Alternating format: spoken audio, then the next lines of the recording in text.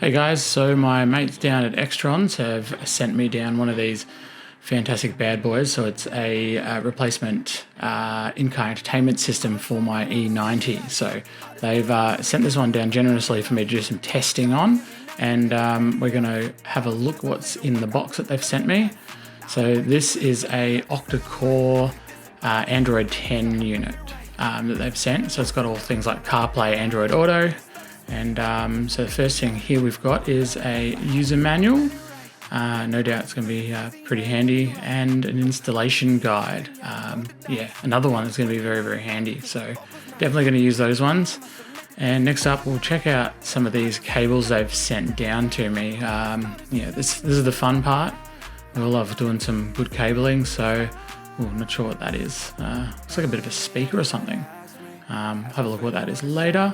So this is the stock BMW connector. Pretty sure that it tees in so that you keep the original functionality of the head unit. Pretty cool. So you just press the menu button, I think, and it brings up their interface. We'll have a look what's in here.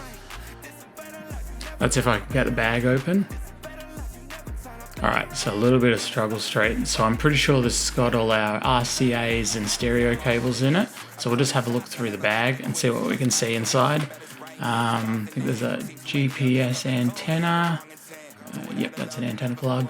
A few other cables, a whole bunch of RCAs, some stereo plugs, USB for external USB connection. Yeah, pretty awesome stuff. Let's pop this over to the side and we'll look at the main event. So this is the in-car entertainment unit they've sent me. As I said, octa-core, 4GB of RAM, 64GB ROM, CarPlay, AirPlay, pretty much anything play. A few connectors on the back. It's quite good quality. So it's got a bit of weight to it. So it's very similar to the factory unit, which is nice. It feels very well built.